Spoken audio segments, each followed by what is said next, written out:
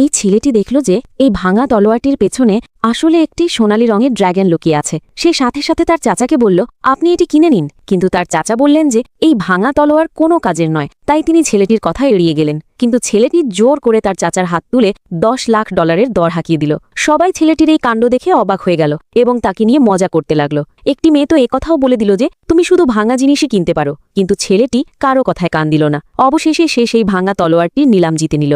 ছেলেটির চাচা তাকে বকা দিতে লাগলেন এবং বললেন যে তুমি আমার $10,00,000 খামোখাই নষ্ট করে দিলে। কিন্তু ছেলেটি তাকে ভরসা দিল যে তার টাকা নষ্ট হবে না। তখনই নিলামকারী মহিলা আরেকটি জিনিস নিয়ে এলেন এবং বললেন যে এগুলোর ভেতরে মূল্যবান রত্ন থাকতে পারে, যে এটি নিলামে জিতবে এগুলো তার হয়ে যাবে। তখনই পাশে বসা মেয়েটি ওই ছেলেটিকে চ্যালেঞ্জ করল এবং বলল, আমরা দুজনেই একটি করে পাথর বাজব, দেখি কার পাথর সবচেয়ে বেশি দামি হয়। যে এই শর্তে হারবে তাকে তার পরিবারের অর্ধেক সম্পত্তি দিয়ে দিতে হবে। ছেলেটির পুরো বিশ্বাস ছিল যে সেই জিতবে, তাই সে সাথে সাথেই রাজি হয়ে গেল। তারা দুজনেই সেই পাথরগুলোর কাছে গেল। মেয়েটির অ্যাসিস্ট্যান্ট একটি পাথর বাঁচল। সে বলল যে এর মধ্যে নিশ্চয়ই মূল্যবান রত্ন থাকবে, কিন্তু ছেলেটি বলল যে এই পাথর কোনো কাজের নয়। এরপর ছেলেটি নিজের পাথরটি দেখে পুরো আত্মবিশ্বাসের সাথে বলল যে তার পাথরটিই সবচেয়ে দামি। এ কথা শুনতেই সবাই তাকে নিয়ে হাসতে শুরু করল। কিছুক্ষণ পর পাথর কাটা হলো। মেয়েটির পাথরের দাম বের হলো মাত্র $1,00,000। তারপর ছেলেটির পালা এলো। কারিগর যখন সেটি কাটল তখন তার ভেতর থেকে কিছুই বের হলো না, কিন্তু ছেলেটির নিজের শক্তির ওপর পুরো ভরসা ছিল, তাই সে নিজেই নিজের পাথরটি কাটার কথা ভাবল।